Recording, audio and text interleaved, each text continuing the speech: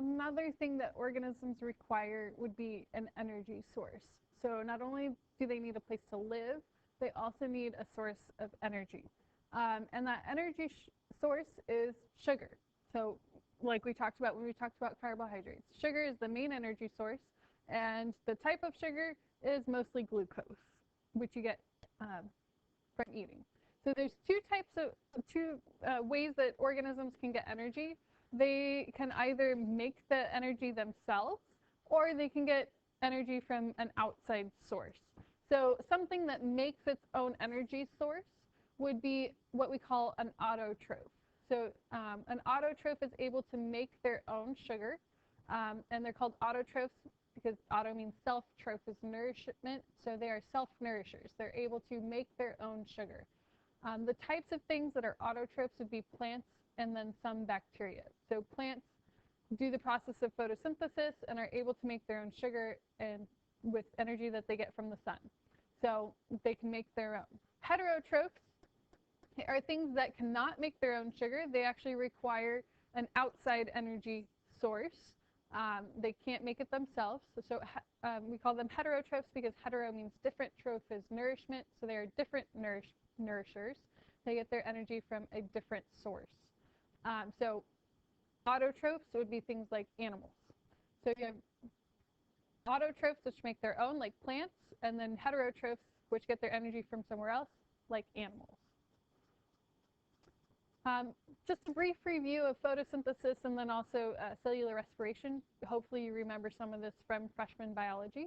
Photosynthesis, the definition or where we get the term photosynthesis, photo means light, synthesis means put together with. So basically photosynthesis is the process of using light energy to make sugar. So this is how most autotrophs make their sugar, not all, but most autotrophs make their sugar with photosynthesis. And what it is it takes inorganic carbon in the form of carbon dioxide and converts it to organic carbon in the form of sugar or glucose. And it uses energy, that process uses energy, and they get that energy from the sunlight.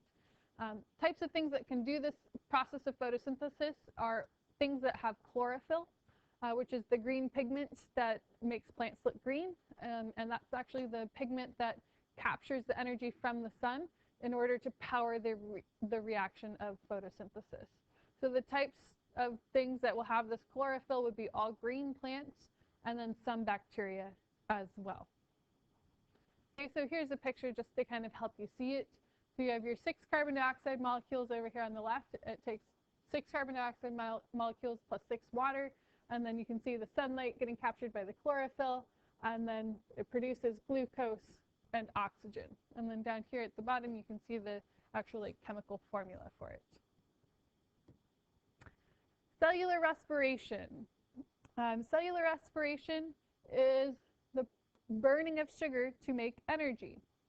So all living things will do cellular respiration. Remember, one of the requirements for being alive is that you do cellular respiration. So all living things will do this process. They will burn sugar to make energy. That means that both plants and animals will do cellular respiration. So plants just simply make their own sugar to burn in cellular respiration, whereas animals have to eat other things in order to get the sugar to burn in cellular respiration. So it's just the only difference between plants and animals is how they actually get that sugar source. But they will both do cellular respiration. And then here's just a brief reminder of the process of cellular respiration for you. Again, you should hopefully remember some of this from freshman biology.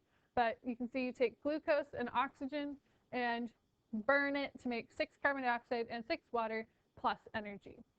One of the critical things that I would like you to notice about this is that the reactants over here for cellular respiration are the products of photosynthesis, and the products here of cellular respiration are the reactants of photosynthesis. So they're kind of like opposite reactions.